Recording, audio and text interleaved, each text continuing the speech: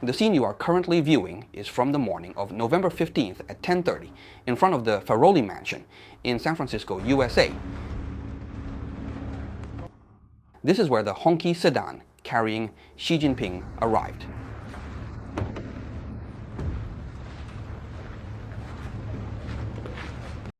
Speaking of which, Xi Jinping's driver was a bit inexperienced and nearly hit one of the honor guards.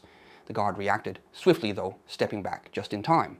The Farolli Mansion is the venue for the Biden-Xi Jinping meeting. This mansion has a history of over 100 years. Originally, a wealthy American designed it to serve as his own private villa. In 1971, his successor donated the mansion to the National Historical Committee of the United States. Since then, it has been turned into a public venue. If you look at the front of the mansion, there's actually no pavement, just sand. To welcome Xi Jinping, a red carpet was specially laid out with honor guards waiting on both sides. Xi Jinping arrived at 10:30, while Biden arrived at 10:23. As the host, Biden naturally arrived a bit earlier. So, when Xi Jinping got out of the car, Biden was already waiting for him on the porch. The two shook hands upon meeting. After all, they hadn't seen each other for over a year and have had some disagreements in the past. Biden had called Xi Jinping several times, but Xi didn't answer. This was after the balloon incident. President Biden, what's your message? What's your message to China today?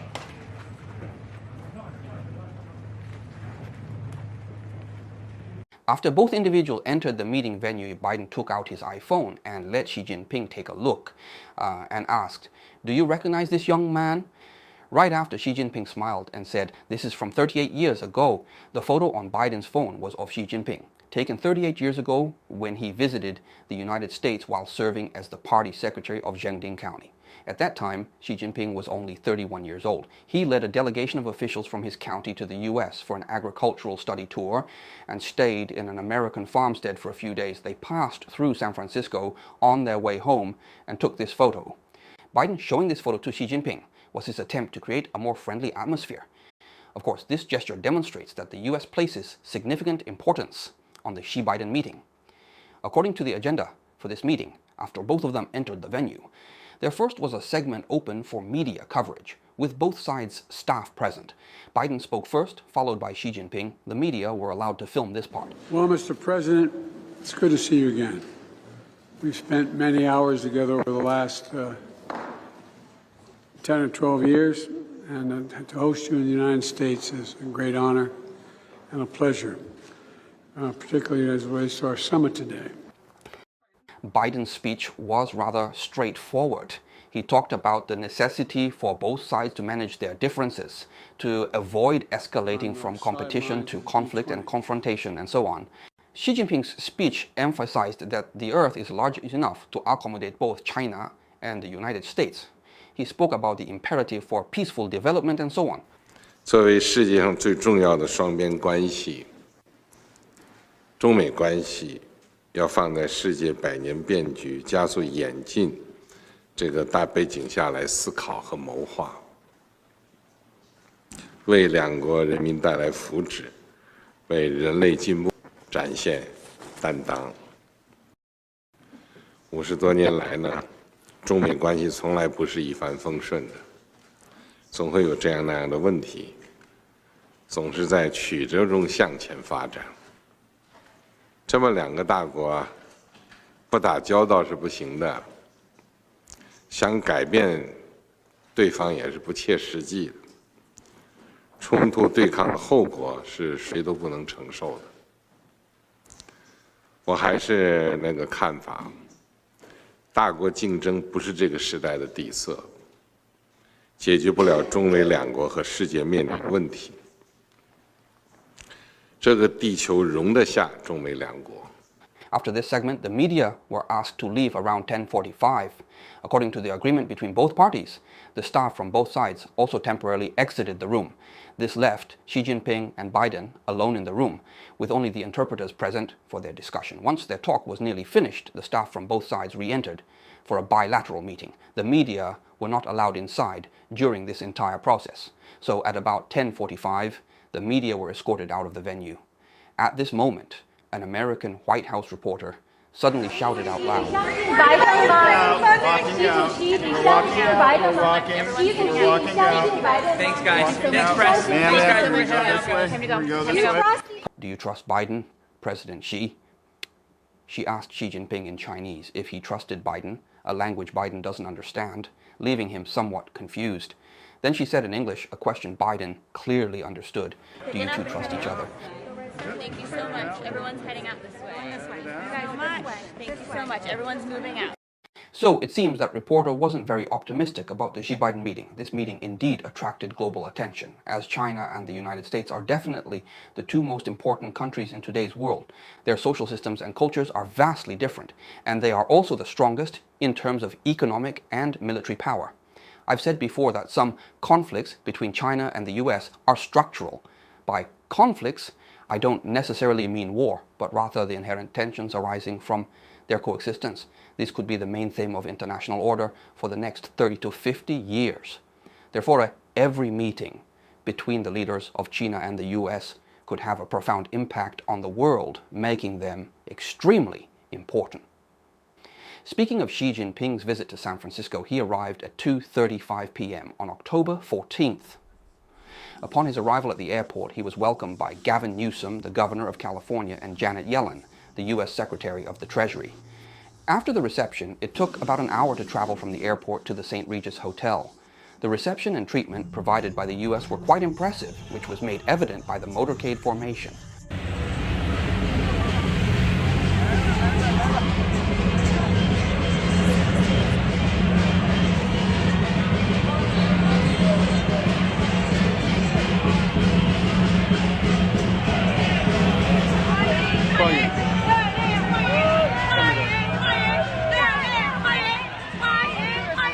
You might notice an interesting detail about Xi Jinping's visit. Throughout the entire trip, all the cars used were specially transported by a Chinese aircraft. There were two identical Hongqi sedans, so Xi and Biden had virtually the same treatment. When Biden goes on an official visit, his vehicles are similarly transported in by Air Force One. So this time, from just looking at the outside, it's unclear which car was carrying the US president or China's Xi Jinping. This demonstrates that China's state visits now closely match the grandeur of those by the US president. The journey from the airport to the St. Regis Hotel was quite lively. Chinese media coverage was filled with welcoming messages for Xi Jinping, slogans being chanted.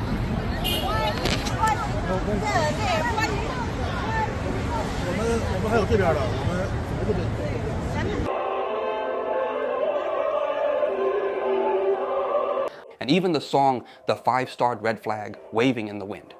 The sound of this song made people feel as if time and space were out of sync.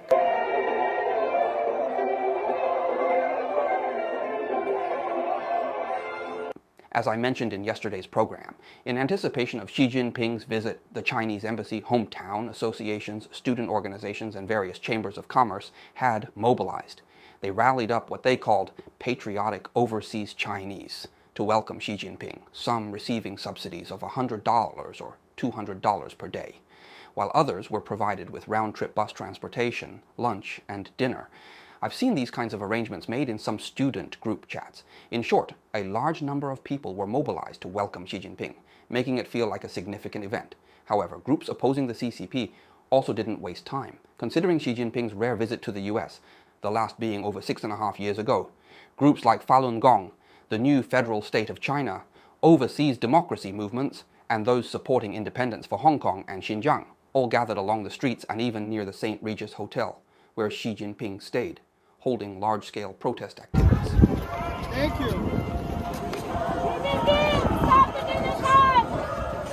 Xi Jinping, stop the genocide! Xi Jinping's a liar!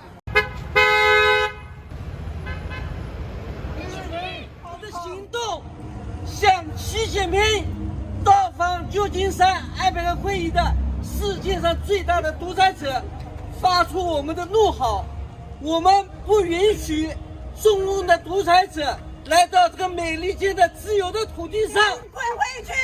习近平，滚回去！打倒习近平！打倒习近平！结束中共暴政！结束中共，我们将在这里誓师出发。好，打倒习近平，打倒共产党，习共下台，习王下台。The San Francisco Police Department indeed mobilized a significant police force to welcome Xi Jinping's arrival. In the vicinity of the St. Regis Hotel, encompassing 3 neighboring streets, thousands of officers from various departments were deployed.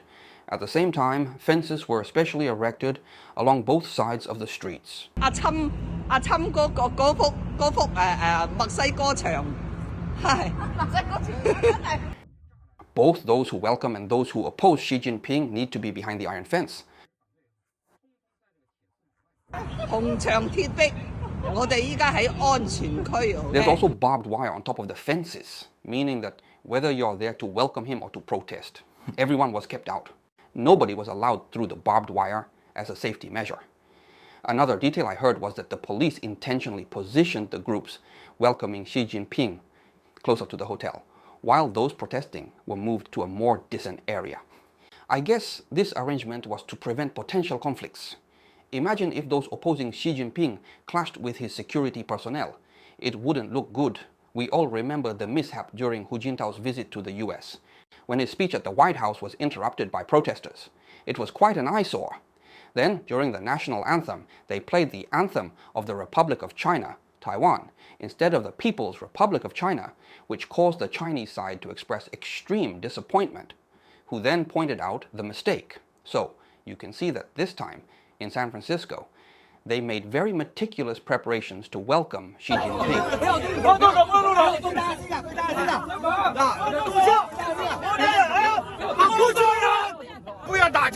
However, between the two groups, meaning between the supporters of each side from the public, things got out of control. As a result, there were some quite intense conflicts and friction. 你去抢人家的旗，那是我们的旗。好了，我们要走，都给呸！行了，走了。I saw someone wearing an emperor's hat, and they were beaten on the ground by some Chinese nationalists who fully support Xi Jinping. Of course, I won't show the video here. If I do, this video might get flagged, but the verbal clashes between the two sides is more than enough. So you can see that Xi Jinping's visit to the US indeed caused a significant reaction among the local Chinese and overseas Chinese communities.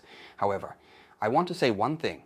I see many opposed to China saying that they don't want Xi Jinping to come to a free country like the US and should scurry back to China. I think this mentality is not correct because, honestly, for a country like China, you cannot just ignore its existence. You might not like it, you might even hate it, but in reality, any mainstream country can't ignore China and also needs to be in contact with them. This is an objective fact, and the US is no exception. The US might not like China's system, but can it ignore China's existence? It's impossible. That larger country, the annual trade volume between the two countries is $700 billion US. How can you say the US can't interact with China? So I think many people also have unrealistic fantasies about US-China relations, especially those who oppose the CCP. They think it would be better if the US completely decouples from China. How is that possible? So I think the mentality of those who oppose China also needs adjustment. Like those from Falun Gong and the new federal or state of China, they can't get their money back now. Then they start protesting against Xi Jinping. I think they should be protesting against Biden. Why? Because it was Biden who arrested Guo Wengui, resulting in their investment in Himalaya Coin possibly going down the drain. I think they've got the wrong target. 推倒习近平，打倒共产党，共产党你完蛋了！打倒习近平，打倒习近平，打倒习近平，打倒习近平，打倒习近平。 Let's circle back to the meeting between Xi Jinping and Biden. The meeting between Xi Jinping and Biden officially started at 10:45 and continued until about 1:35.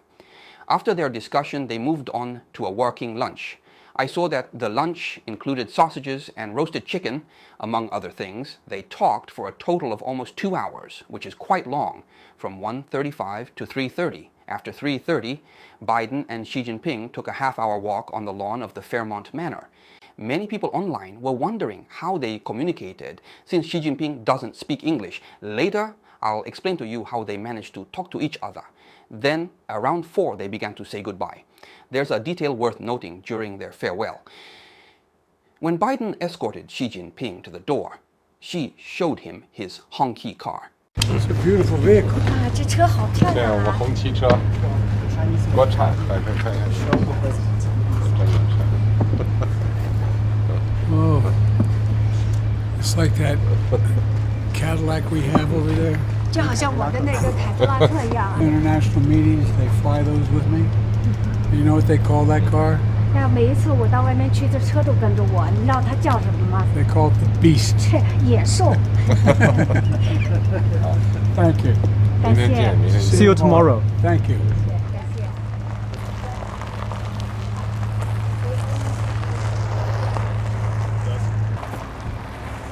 After the meeting, media from both sides started to release information about the negotiations, content, and progress made during the meeting between Xi Jinping and Joe Biden. There were several key points Ekwan discussed, and I'll share them with you. Firstly, the United States and China agreed to resume military communication mechanisms, a move strongly desired by the US. Following the balloon incident in February this year, the 3 military communication channels between the two countries were suspended. These included meetings between defense chiefs, a communication mechanism between military regions, and a consultation meeting on maritime security. The suspension of these mechanisms by China was a concern for the US, as the absence of military communication channels between the two countries could lead to unintended conflicts. In fact, there were several minor confrontations at sea and in the air over the past year. The first agreement reached was to fully restore these military communication mechanisms. An interesting detail is that China had previously refused to resume the communications between defense chiefs due to US sanctions on Chinese Defense Minister Li Shangfu. However, with Li Shangfu's recent disappearance, this obstacle no longer exists, and his departure has also paved the way for improvements in Sino-US relations. The second point was about combating fentanyl. The US and China have had several rounds of discussions about fentanyl. During Trump's visit to China, the issue was also a topic of negotiation. A large number of chemical companies in China produce fentanyl, which was initially directly exported to the US. When this export was blocked, the precursors were sent to Mexico, where drug cartels would process them and then smuggle the drugs into the US. Given China's strong manufacturing capabilities, Chinese-produced fentanyl products account for about 70–80% of the fentanyl in the US, posing a significant danger. The two sides agreed to establish a joint drug enforcement group with unprecedented cooperation from China. The third aspect was the full restoration of flights. After the COVID-19 outbreak, the number of flights between China and the US drastically reduced. Even a year after the pandemic, the frequency of flights remained only at 10% of the pre-pandemic levels, leading to high prices and unmet demand. The obstacle was no longer the pandemic, but political factors. Xi and Biden agreed to gradually increase the number of flights starting early next year. The fourth point was discussions about artificial intelligence. Biden emphasized the importance of cooperation in AI and other areas like global warming. Both countries recognized the rapid development and potential challenges posed by AI and agreed to collaborate on this issue. The fifth and very important topic was about Taiwan. Neither country's official statement mentioned it, but a Reuters report revealed that a US official involved in the talks shared that Xi assured Biden that China had no intention of using military force against Taiwan in the coming years. This promise is significant, but was not publicly acknowledged due to the ongoing elections in Taiwan. Publicizing such sensitive information could influence the election's outcome, which perhaps neither country desires. Thus, there seems to be a clear but private commitment between Xi and Biden regarding Taiwan, which is good news for Biden. Mr. President, after today, would you still refer to President Xi as a dictator? This is a term that we used earlier this year. Well, look, he is. I mean, he's a dictator in the sense that he is a guy who runs a country that is a communist country that's based on a form of government totally different than ours. At the end of the program, I want to share my personal views on this Xi-Biden meeting. I believe the consensus reached in this meeting essentially fulfills the goals the US had set previously. Over the past year, the US has been negotiating with China, seeking to restore military exchange mechanisms, receiving more Chinese cooperation in combating drug trafficking, and to establish dialogue and consultation mechanisms in areas like climate change and artificial intelligence. All these objectives were met during the Xi-Biden meeting. So, the US essentially achieved its preset goals, but the situation is more complex for China. In negotiations with the US, China's primary goal, as I discussed in the last episode, is to have US sanctions lifted. These include sanctions in high-tech areas like semiconductors and trade sanctions like tariffs. However, during this meeting, neither US nor Chinese releases mentioned trade sanctions, indicating these goals were not met. The trade conflict and sanctions are not a result of economic issues, but political, stemming from a lack of political trust. China's strategy, as I see it, is to first show goodwill, meet some of the US's basic demands, and then ask the US to relax trade and high-tech sanctions. An agreement was reached at the summit for ministerial-level meetings to further these discussions. For example, Blinken will soon visit China, and there may be an establishment of an economic liaison group. China's objectives might gradually be achieved, at least partially. Before Xi's visit, China showed goodwill by purchasing 3 million tons of soybeans, shifting orders back to the US from Chile. There's also media reporting that the Boeing 737 MAX aircraft purchase was discussed. Since 2017, after the 737 MAX issues, China hasn't bought Boeing planes, favoring Airbus instead. But to show goodwill, China is now considering purchasing the 737 MAX, a model it consistently deemed problematic. So, China is making significant efforts to gain US trust. It's reasonable to expect some reciprocation from the US. Finally, I want to say that cooperation benefits both China and the US, while opposition helps neither. The US needs Chinese products, and China needs a peacefully developing international environment. The recent deterioration in China-US relations, in my view, is due to issues in China's foreign policy. Even after incidents like the 1989 Tiananmen Square protests, the relationship quickly recovered. But now, without any significant incident, why has it hit rock bottom? It's due to problematic foreign policy, trying to attack on all fronts, turning many into adversaries. This has led to the US being highly cautious and feel the need to decouple. Is this outcome beneficial for China? Certainly not. Think about it. If there hadn't been so many confrontations, would these negotiations have been necessary?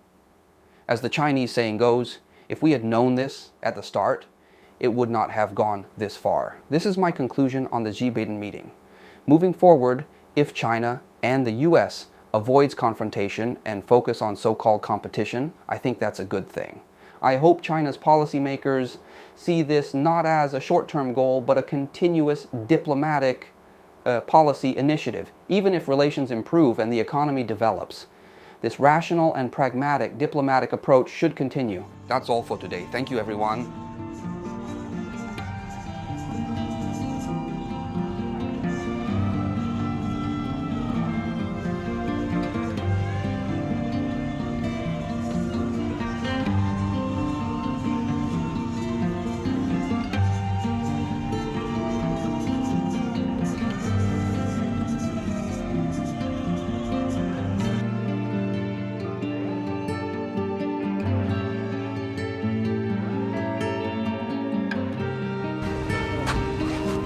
Ready, close.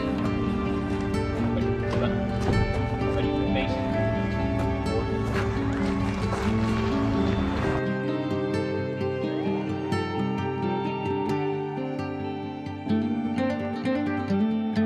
A beautiful vehicle. 这车好漂对，亮。我们红旗车，国产来着，看一下。 Oh, it's like that Cadillac we have over there. 这好像我的那个凯迪拉克一样。